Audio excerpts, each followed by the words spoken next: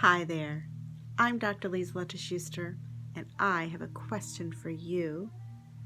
Do you think that chiropractic could prevent fainting? That's an interesting question, don't you think so? I was recently reading an article of a 32-year-old professional soccer player who suffered from fainting, also known as syncope. And according to the article, there was no known reason. She fainted for about 2 to 3 minutes, and the only thing that was listed was that the temperature was particularly warm. I then read another article of a 12-year-old soccer player who often would forget to drink water when she would play soccer, and then one day she woke up on the ground wondering what happened. According to another article, fainting is a common problem with a prevalence of 40% in the general population. Now, if you're not used to suffering from fainting, you can get some warning signs. This could include dizziness, headache, nausea, paleness, feeling warm or hot, and changes of vision or hearing. Now, the triggers of fainting can include prolonged standing or going from sitting to standing, dehydration, the sight of blood, stress, emotional trauma, having a bowel movement, low electrolytes, low magnesium, and even blood sugar. And it also is really important to rule out seizures, strokes, and other disorders as a cause.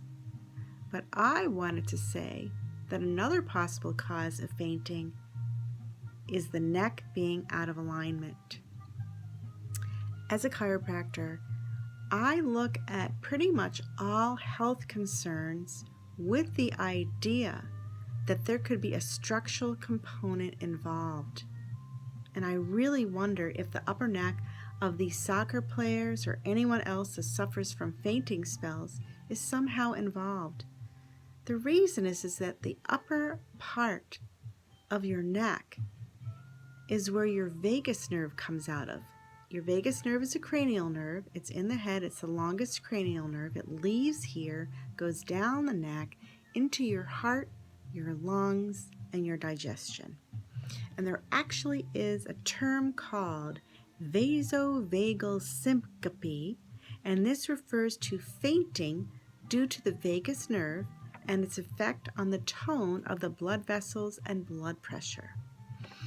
Now, this area of the neck, it actually can become compromised as early as birth, during childhood with falls, for children and adults with sports injuries, bumps of the head, and even the text neck that has become so epidemic.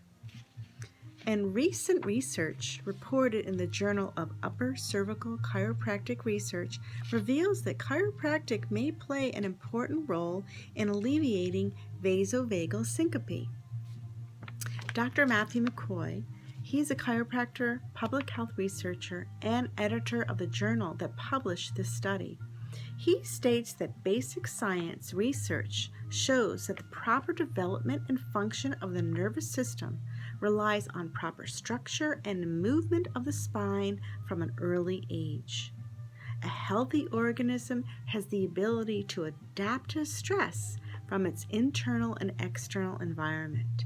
When the nervous system is free of obstructions, it can better regulate anatomic, physiologic, and biochemical alterations and adapt to stress as needed. So an obstruction of the upper neck causing a history of fainting certainly was the case reported in that study of a 57-year-old woman.